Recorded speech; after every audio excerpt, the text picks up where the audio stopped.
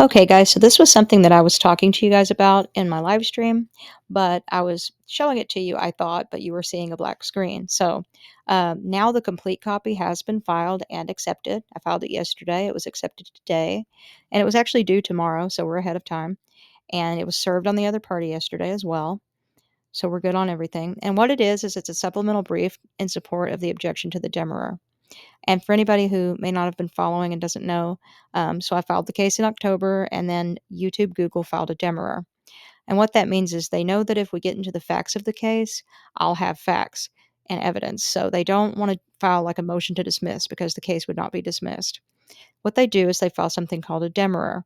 And a Demurrer is for the purposes of saying that, even if there's some facts here, they don't have the right to relief, or they don't have a cause of action that they stated properly and stuff like that. And so they had 8 of those points, and I have 8 objections to each point. We had a Demurrer hearing, and the judge did not agree with them that my case should be dismissed with prejudice, and he did not fully agree yet with whether or not any of her authorities and points were going to be, working out. He needed to look into it further, so he wanted us to have another hearing after he was able to really go over it and do that. I asked if I could bring new case law in, and he said that I could. So these are things that further back up my objection points. So he'll read those before the hearing. And also, she's going to have a chance to draft a rebuttal to this as well that she has to do by the 4th. So when we go in there, he'll have already read this, but I'll also be presenting it.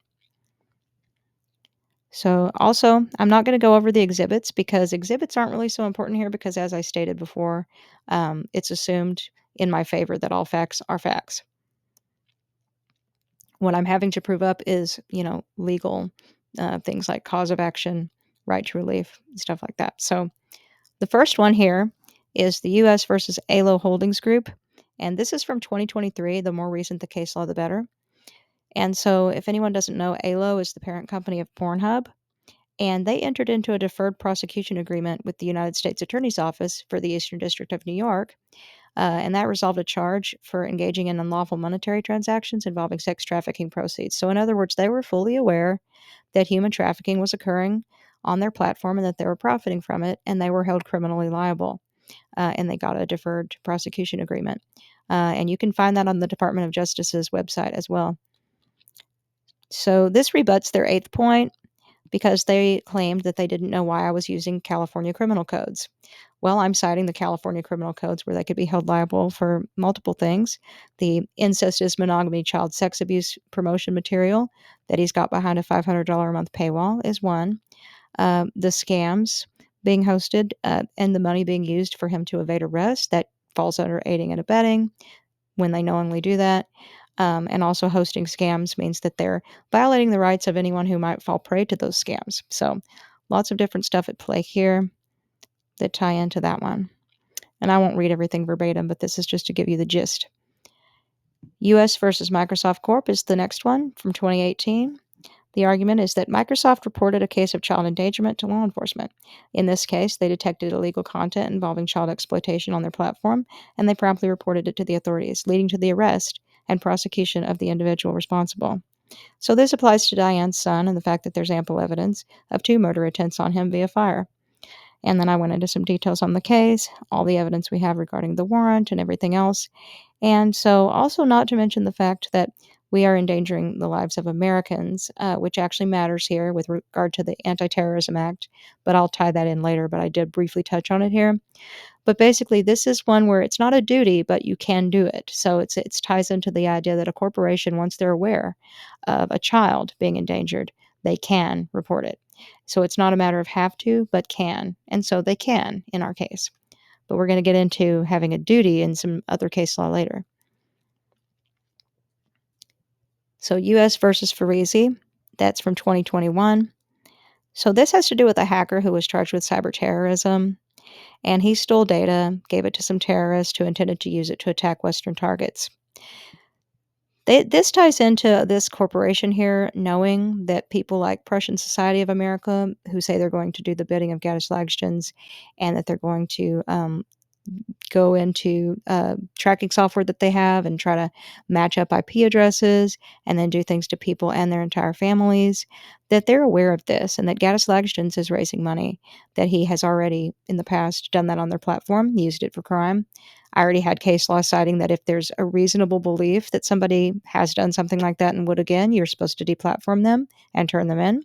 And this is some more case law citing that you can be held liable for allowing someone to have access to information like that. So he's getting access to information from people who would write to him, and then he's getting money from people who would donate to him, and he might be using that for terrorism. But what's important here is to tie it into terrorism against American citizens. So American citizens being terrorized potentially by Prussian Society of America over this case, for example, like being directly named and told you're going to have quote unquote bad misfortune if you don't drop the case. Anybody that goes after Goatis is going to have a problem. He thinks people should be paying for their grave mistake, and so should their whole family, and you should do stop at nothing to wipe them out. Verbiage like that, Sarah Norman, fighting fire with fire, this kind of is helpful to our case that this platform is aiding and abetting people in committing acts of terror towards others, and including Americans. People versus, let's go back up, Revelus, and that's from 2025. So that's extremely recent. So in this case, and this is really, really a good one to find here, 5 men were arrested in connection with a murder for hire plot involving the wife of one of the suspects. The plot was linked to a contentious divorce, and the suspects used online money transfers to evade arrest. The tech company involved reported the suspicious activity leading to the arrests. This further illustrates a tech company can and should report suspicious activity to law enforcement of their own accord when they know imminent harm or death is possible, and where online money transfers are potentially to be used for such activity. So I go into how they're trying to use Section 230 for a catch-all, but there's many, many cases where we show something else occurring, which is what any decent entity would be doing. But we need to get into not just can do it, but has to do it, and we'll do that later on. Doe versus Twitter, and it's Doe because the person would have been endangered by having their name in the case, and that's from 2021. In this case, the court held that Twitter must enforce its terms of service consistently and fairly among all users. The ruling emphasized the tech companies cannot selectively enforce their terms of service and must treat all users equally. Well, gosh, we all know how that, plays into this case.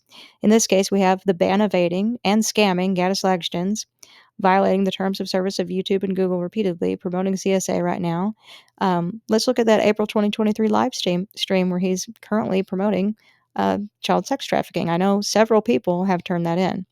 And the links to go get your human trafficking and, incestuous monogamy promotion material on behind a paywall, someone making money evading arrest, and all of that good stuff. So also, people being directly threatened over the case. So in other words, these people are getting by with quite a lot, and it's been shown to them what they've been doing. And it's all not only violation of terms of service stuff, but illegality to the max. And people are getting deplatformed for things like, talking about things that wouldn't harm another person to talk about. It's just an opinion that, YouTube or Google doesn't like, and they think it might make people frown on their platform, and they'll take that down. But this is wanton criminality. So it's pretty outrageous. Zango Incorporated versus Kaspersky Lab Inc., and that's from 2009. So in that case, the court ruled that tech companies have to adhere to their terms of service and can't arbitrarily change them without proper notice to users. So similar to the prior law, it highlighted the importance of transparency and fairness in the enforcement of the terms of service.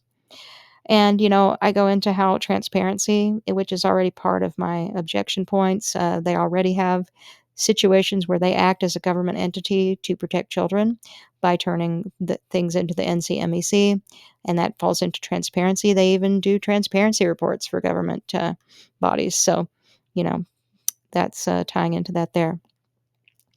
Another Doe, because of danger in the case, Doe versus MySpace, 2008. In this case, the court held that the tech companies have a duty to report any threats to a child's life. Now, listen to that wording. Here's where we get into duty.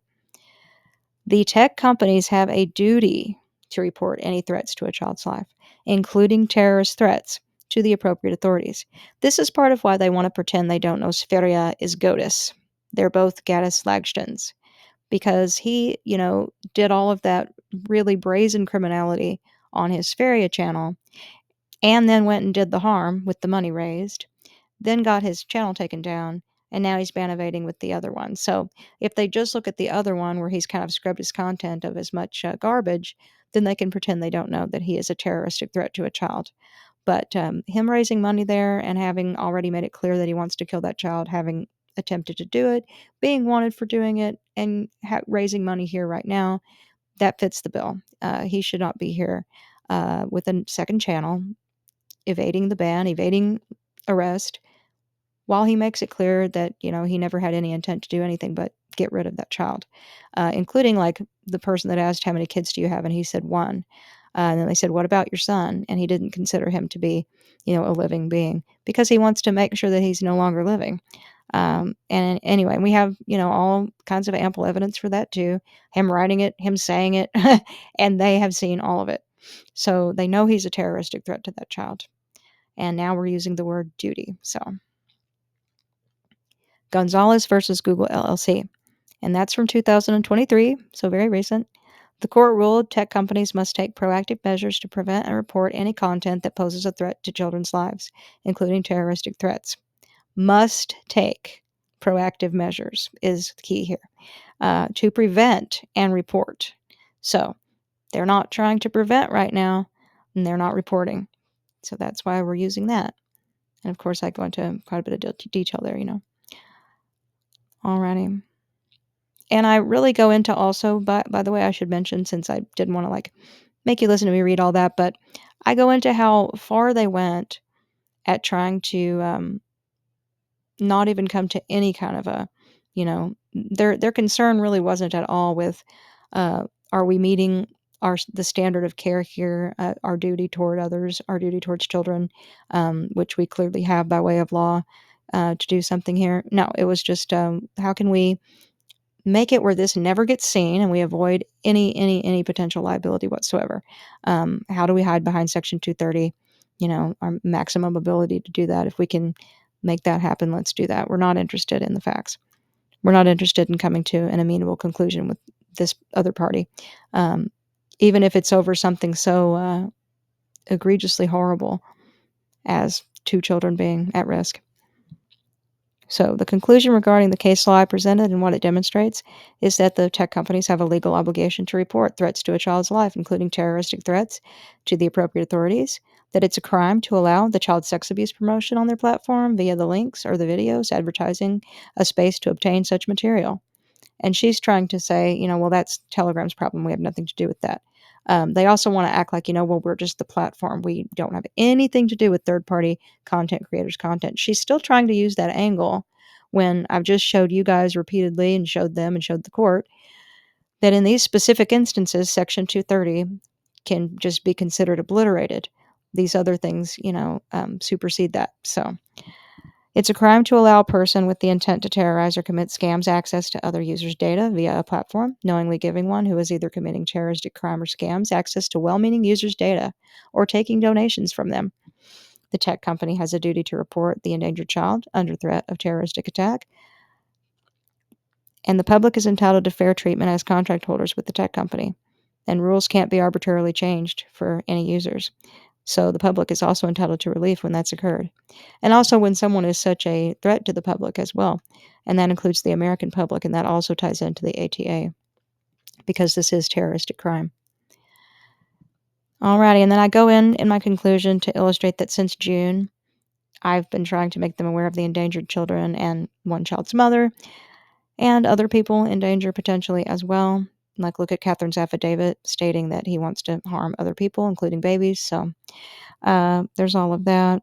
I cite all the evidence from the warrant to the court transcripts to everything else, how all this criminality is happening quite openly, how after filing the suit, even I tried to be as amenable as I could, taking everything off the table, being willing to drop the case if they would simply deplatform the one fugitive, and they had no interest in negotiating or protecting other people, so I put everything back on the table and found more to put on it, and it's all stuff they should be doing. So my prayer for relief is that the court will overrule the Demurrer and find that my cause of action states a sufficient cause upon which relief may be granted.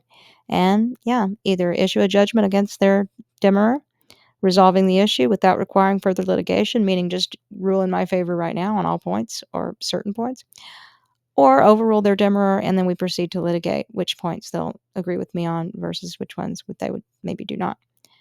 And that's the end of that. So, yeah, that's been filed. And so I feel like we just have a, really some airtight stuff here to rebut things. And some things are stronger than others.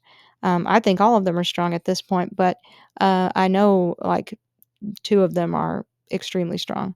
And I think if we even have one, we'll go forward. So, um, yeah, thanks for tuning in. Please support Machismo's premiere video that he's going to be doing at 6 on Sunday, exposing Goatis. And I know that, in the comment section, you've already got the sock puppet accounts going to town. So it'd be good if we'd be there to combat that and share that with people as well so they can go and learn about Goatis, along with all these other awesome videos with comprehensive information like the Crimes Anatomy documentary and Rotten Mango and things like that. Okay. Thank you very much. Everybody have a good day.